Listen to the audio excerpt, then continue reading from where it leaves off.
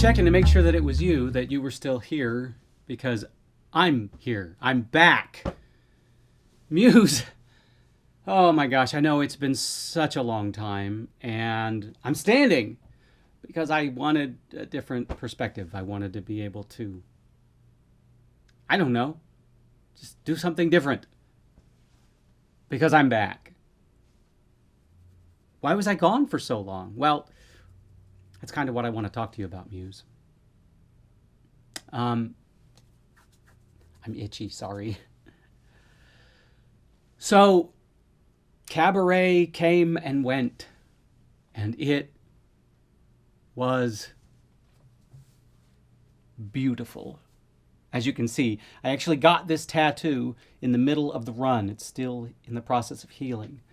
Those of you who don't know the show, the character of the MC says the word beautiful a lot, and I wanted it to serve as a reminder that life is beautiful, and that show was beautiful.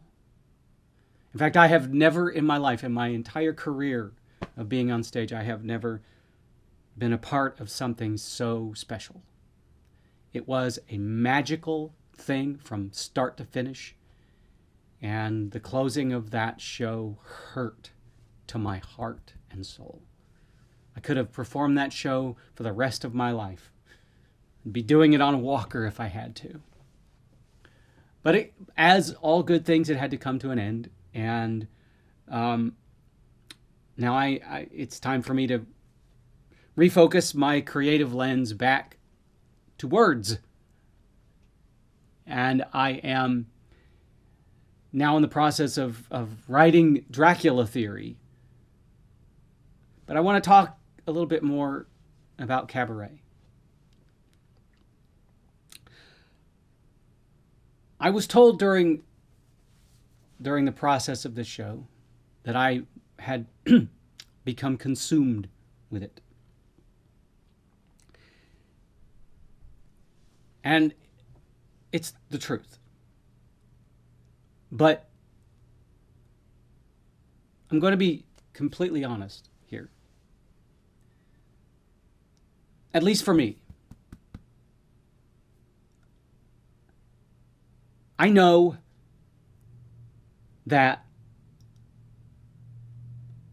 I am practicing my craft to the best of my ability, to the highest level, when I become consumed with something. When that creative process, that thing that I am creating, absolutely, in absolutes, consumes my life. Every waking minute during those months of rehearsal and performance of Cabaret, my mind was on that show. During the rehearsal process, my mind and my body and my spirit and my soul was consumed with creating this role in such a way that anyone who watched it would be forever changed. And I don't want that to sound egotistical, because that's not how I mean it. I mean that I wanted to put everything that I had into that role. And I did. I did not leave anything left. When I walked off the stage, there was nothing left of me. I was exhausted. At the end of every show, I was exhausted emotionally and mentally and physically. And to me, that has always been the mark of a good performance, for me. And it's happened on a few occasions with a few different shows. And so to me, to outsiders, to the people that may have said that to me in with a negative connotation, that I was consumed with this, they have to know that I take that as a compliment. Because when I am allowed to be consumed with an artistic endeavor, that means that I am giving everything I have to that endeavor. And for me, the only mark of success for an artistic endeavor is that I have given it all. That I have not left anything behind. I've not left anything to chance. That I have put my heart and my soul, my entire, the universe that consists of me, I have put it in there. And when I've done that, when I have successfully achieved that level of dedication to something, I know that I have, chances are, that the outcome is going to be good. Better than good. Good is not good enough. Fine is not good enough. Because I am always in search of some next level. And I think, based on the reactions that I received from audience and the people that I know and trust, that I managed to achieve a next level with this show. Now, it's going to be hard, whatever next show comes along, because it's going to have to, it's got some big ass shoes to fill. And right now, the only thing that I have to fill those shoes with is my next novel. And because of what I managed to achieve with Cabaret, I turn inside of myself and say, okay, how do I do the same thing with my written work? Every time I've ever written a book, my goal was to be better than the book that I previously wrote. Now, the book I previously wrote was POTUS. I'm very proud of that book. I think I achieved something in that book that I hadn't before. But now I'm back into the realm of horror, and I've got to achieve something new. And that's something, and I have set myself up for a fairly significant challenge. And that challenge is to take what Bram Stoker wrote and improve upon it. Now, I've recently read Bram Stoker's Dracula, and I don't want this to come off in the wrong way. I don't want this to come off as ego or anything like that. But judging by today's standards, the standards by which that modern readers judge a book, Bram Stoker's Dracula is not very good. It's not very well written. It's fairly boring and dry. Now, I understand. Back in the period in which it was written, it was game-changing. It scared the bejesus out of people.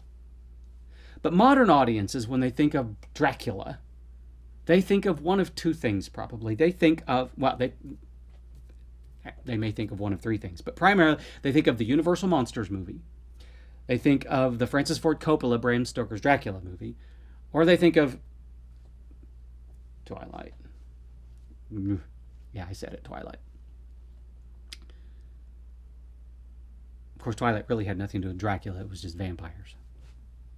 So, I am doing the same thing that I did with Frankenstein Theory. I am rewriting the Dracula mythos, setting it in the same period.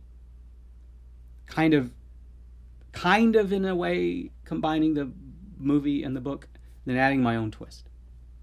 And it's my own twist, I think, that gives it something, a wholly unique perspective. But it's a challenge.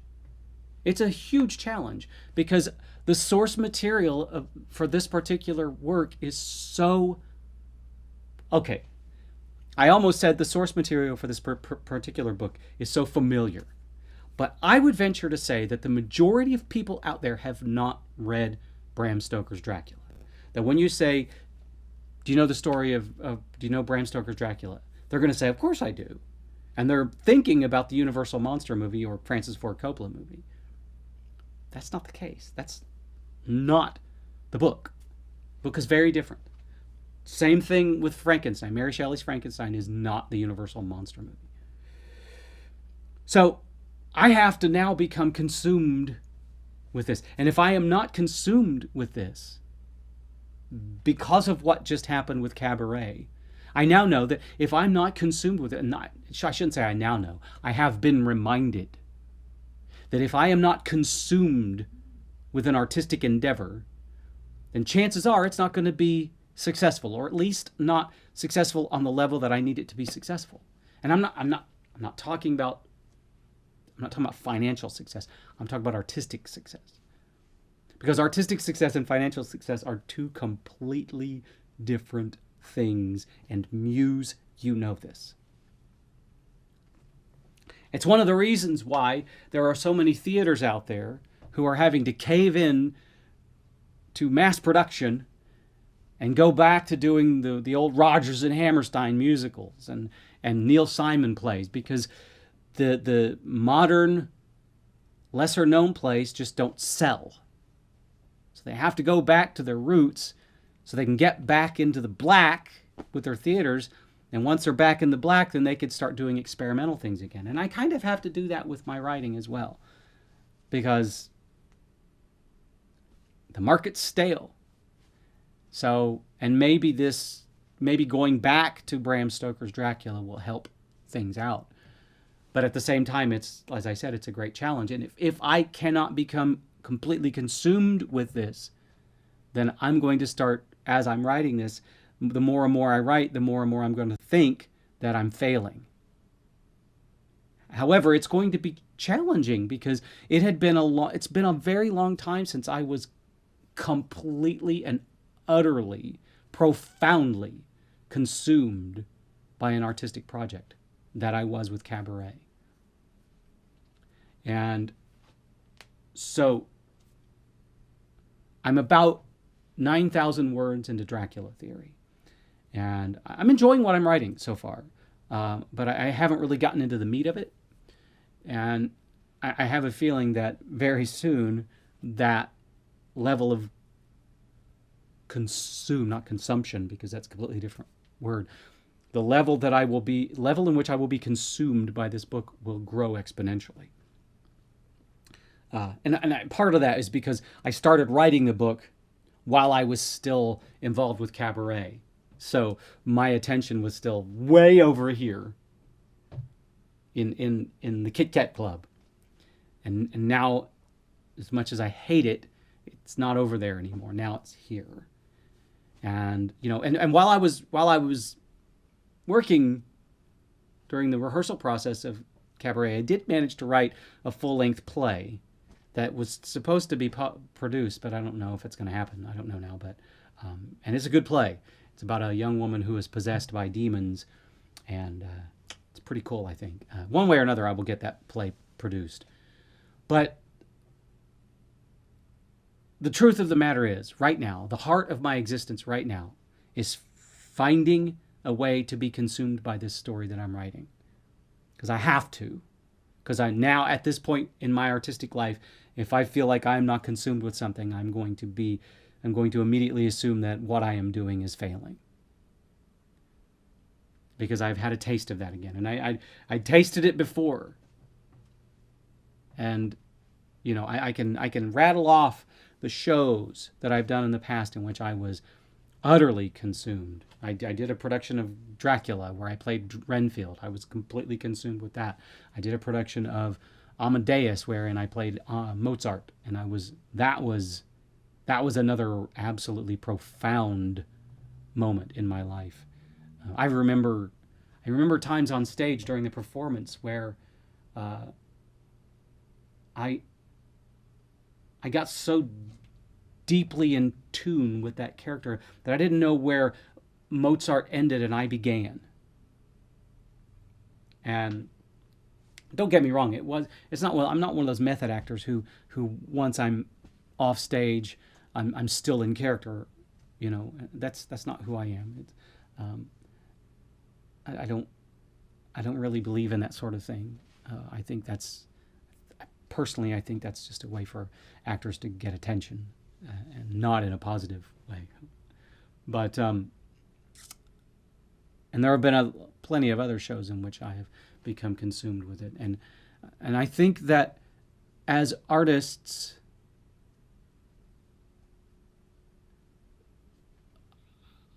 I almost hesitate to say this, but as artists, we live and die for that level of connection. That such a deep connection to an artistic endeavor is the thing that gives us life and breath and hope. Because, at least for me, when I'm only feeling a superficial connection with a project, it hurts. And all I can think of doing is digging as deep as I can to try to find that profundity that I so desire. And sometimes I think that connection, that deep and painful, not always painful, but that deep connection to that artistic endeavor,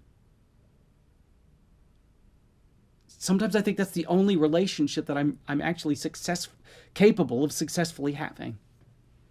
And that scares me. Because I know that relationship. I know that being. I know that devil. And I know how to dance with it. And whether it be in a show or a book or whatever, I am me. I am most me. I am the most me when I am interconnected with that artistic endeavor on that level. And sometimes it gets so bad that I'm only me, only truly me, when I have that connection. And when that connection is broken, I feel scattered. I feel like I'm floating in space with no gravitational pull to keep me down, to keep me grounded.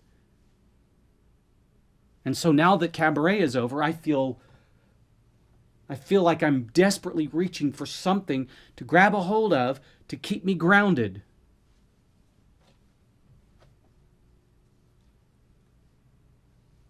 And it's kind of scary. So I'm hoping that Dracula Theory will be that thing that grounds me again. And I know that there are people out there going, whoa, what the hell? Why don't you just grab a hold of your relationships with actual people? Well, that's not the same thing. That's a different, that's compartmentalized. And I think that that's one of the things that tells me, that says, hey, you are an artist to your core, because my art is the thing that grounds me the most. That tethers me to the universe and defines me. And without it,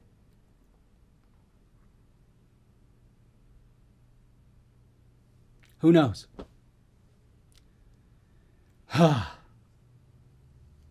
Anyway, Muse.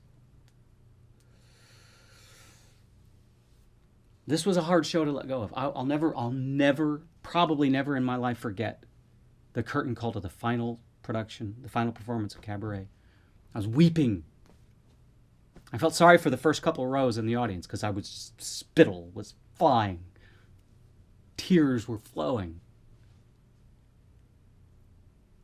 But to me, that meant something to me that I hope meant something to others, and that I hope I will feel again. Muse, thank you for everything you did to help me get through that show, to create that role. Now we got to shift gears, and we've got to find Dracula through the eyes of Jonathan Harker. So, big shoes. Big fucking shoes. But you know what, Muse? We can do this. Why? Because you are... I almost said awesome, but instead I'm going to say beautiful.